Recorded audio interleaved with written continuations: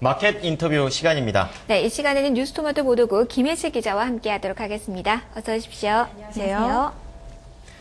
자, 이번 주 국내외 크고 작은 이제 이벤트들이 있는데요. 네. 오늘은 좀 중국 쪽 이벤트 살펴보도록 하겠습니다. 중앙경제공작회의 열릴 예정입니다. 오늘 마켓 인터뷰 시간에서는요, 회의에서 나올 내용들과 향후 전망 알아보도록 하겠습니다. 자, 김혜식 기자, 우선 좀 개념 정리부터 좀 해봐야 될 것 같아요. 중앙경제공작회의 어떤 겁니까? 네, 중국의 중앙경제공작회의는 다음의 전반적인 정책 방향을 결정하는 회의로 1년 중에 가장 중요한 회의입니다. 총서기 겸 국가주석과 그리고 국무원 총리를 비롯해 최고 지도자들이 모두 참석합니다. 이 회의에서 경제 운영의 큰 틀과 성장률 목표 등을 제시한다고 볼 수 있는데요. 통상적으로는 11월 말부터 12월 중순 사이에 개최됩니다. 올해 일정이 정확히 공개되지는 않은 상황인데요. 지난해 12월 12일에서 14일 사이에 개최됐는데 올해도 이와 비슷한 시점으로 예상됩니다. 이렇게 되면 이번 주 안에 진행되겠죠? 네, 특히 올해 회의에 관심이 집중되는 이유는 정권 교체 때문이라고 보이는데요. 네. 회의 전망에 앞서서 이 시진핑 시대부터 좀 살펴보도록 하겠습니다. 어떤 점들 이번엔 기대해 볼 수 있을까요? 네, 긴축과 성장률 둔화로 그동안 중국 경제가 많이 위축됐었는데요. 지도부 개편과 함께 중국 경제가 다시 기지개를 켤 수 있을지 관심이 모아지고 있습니다. 지도부 개편 이후 중국이 경기 부양에 나설 가능성이 상당히 높다는 게 전문가들의 분석입니다. 시진핑은 최근 경제 성장을 강조해서 더욱 기대가 커지고 있는데요. 시진핑 총서기는 지난달 30일 전문가 좌담회 강연에서 지속적인 경제 성장을 이뤄야 하지만 거품이 끼어서는 안 되며 질적인 성장과 지속 가능한 성장을 추진해야 한다고 강조한 것으로 알려졌습니다. 내년에도 경제 성장을 유지하기 위해 적극적인 재정 정책과 신중한 통화 정책을 시행해야 한다고 주장하기도 했습니다. 네, 그리고 또 이 내수 확대에 대한 얘기도 언급이 됐다죠? 네, 시진핑 총서기는 내년에도 내수 확대 노력을 지속하겠다고 밝혔습니다. 또 산업 구조를 고도화해 경제 구조를 전환하겠다는 의지도 밝혔습니다. 사회주의적 시장 경제 개혁을 지속해야 하는데 이를 위해서는 정부가 계획을 수립해 시기별로 필요한 개혁 조치를 시행해야 한다고도 강조했습니다. 시진핑 시대가 본격화되면 나타날 수 있는 변화로 핵심적인 건 어떤 것들 꼽아볼 수 있을지 NH투자증권의 남동환 부장님 말씀 들어보시겠습니다.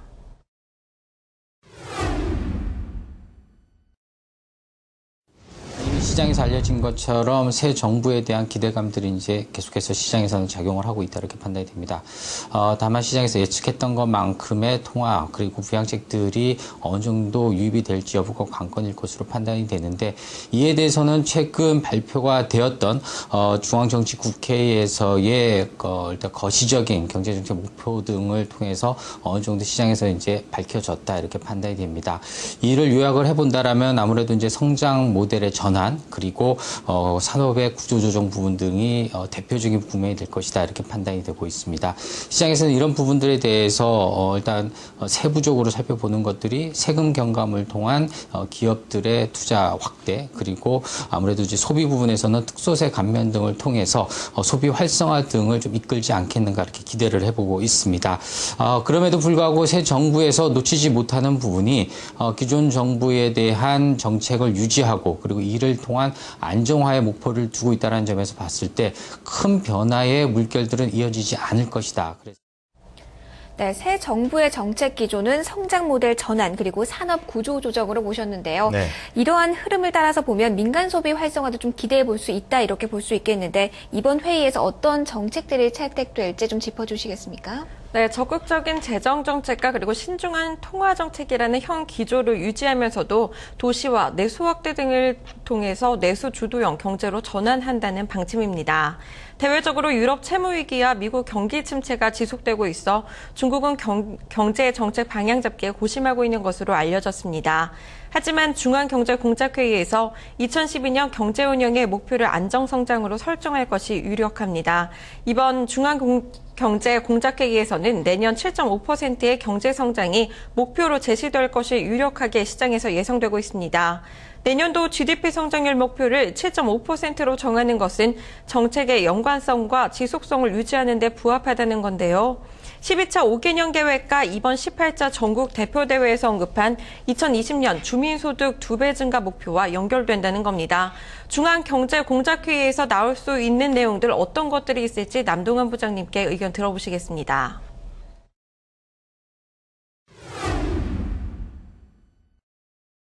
앞서 말씀드렸던 대로 기업들의 세금 경감을 통한 이제 투자의 확대 부분, 그리고 소비 측면에서 본다라면은 특소세 감소라든지 이런 부분들을 통한 소비의 확대 부분 등이 이제 세부적으로 좀 밝혀져야 될 것이다 이렇게 판단이 됩니다. 재정 정책 부분과 통화 정책 부분에 대해서는 어느 정도 시장에서의 의견들이 있지만 통화 정책보다는 재정 정책을 통한 부분으로의 해결에 좀 더 무게가 실리고 있다 이렇게 판단이 됩니다.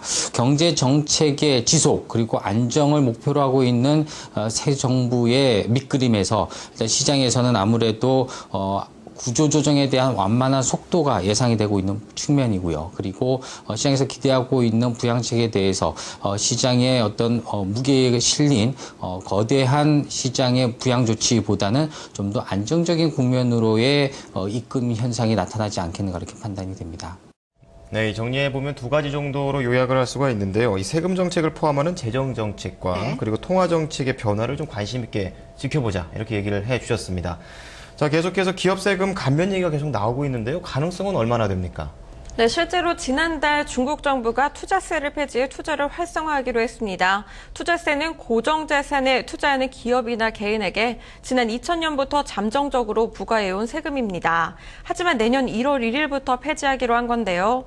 내년부터 투자세가 폐지됨으로써 시장 주체적인 투자와 장기적인 투자에 대한 신뢰감이 높아져 국내 투자와 수요를 확대하는 데 기여할 수 있을 것으로 전망됩니다.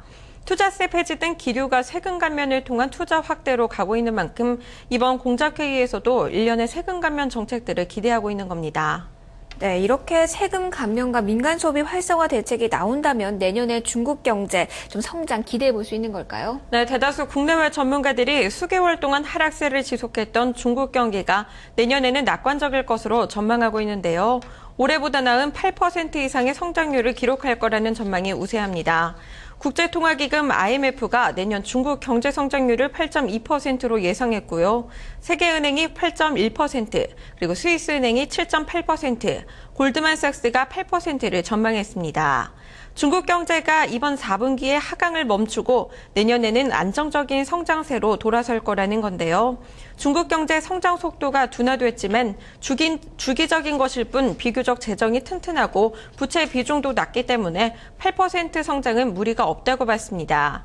내년 물가가 다소 반등할 것으로 예상되긴 하지만 크게 오를 가능성은 없다고 봤습니다.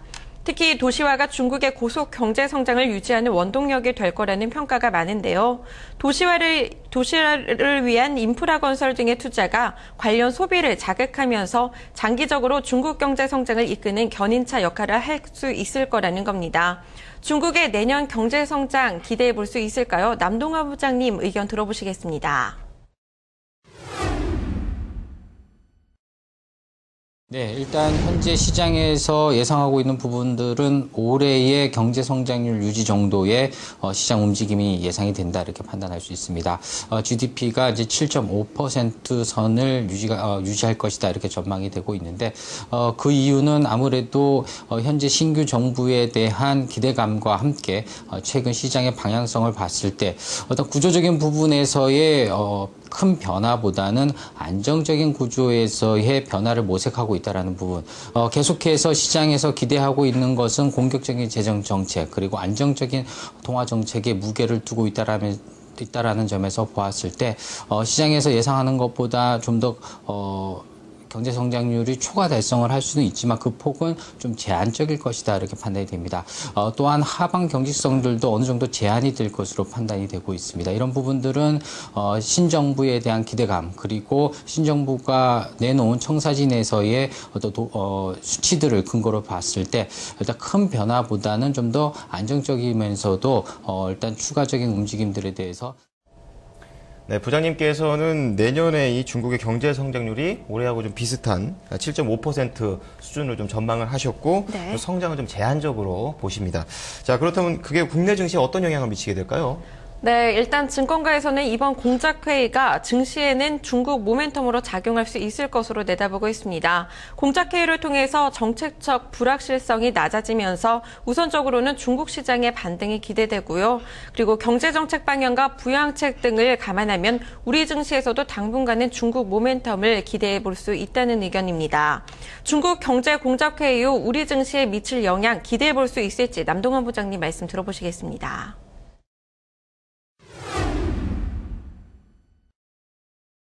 네, 일단 단기적으로 봤을 때 최근에 시장의 움직임, 특히 아무래도 이제 중앙경제공작회의에 대한 시장의 이슈들, 일단 국내보다는 국외에서는 아무래도 이 부분에 대해서는 좀 덜 민감하다라는 측면을 좀 지적을 할 필요는 있다 이렇게 판단이 됩니다. 그래서 우리 시장에서 단기적으로는 이런 부분들에서 단기 요인으로 작용을 할 수 있지만 중장기적인 부분에서 보았을 때는 내년 3월로 예정되어 있는 이민대표 회의 전까지 큰 변화의 어떤 모색보다는요, 단기적인 단발성 이슈에 그칠 가능성은 있다 이렇게 판단이 됩니다.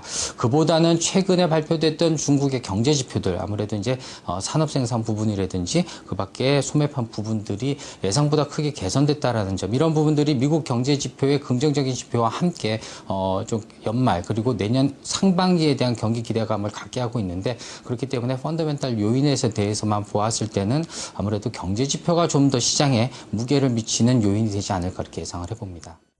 네, 남동환 부장님께서는 증시가 다소 단기적으로 좋아질 수는 있겠지만 제한적일 것으로 보셨습니다. 오히려 내년 3월 인민대표대회에서 정책 방향을 지켜봐야 한다고 말씀하셨습니다. 하지만 증시 회복세가 나타날 경우 중국 관련주 안에서도 그간 소외받았던 업종에 관심을 가질 필요가 있겠는데요. 사실 최근 중국 증시가 부진했던 이유는 글로벌 증시에서 전반적으로 부진한 섹터인 금융, 소재, 산업재 등의 비중이 높았기 때문입니다. 따라서 중국 증시가 반등한다면 이러한 소외주의 반등이 나타날 수 있다는 겁니다. 국내 증시에서 역시 마찬가지입니다. 그동안 국내 증시에서 중국 관련주라 하면 여행, 호텔, 그리고 카지노, 화장품 등 중국인 여행 관련주들이 강세를 보였었는데요. 그간 소외됐던 소재, 산업재 등으로 관심이 옮겨갈 수 있다는 진단도 나오고 있습니다. 중국 성장 기대감이 형성된다면 우리 증시에서는 어떤 투자 전략 가져가는 것이 좋을지 남동환 부장님 말씀 들어보시겠습니다.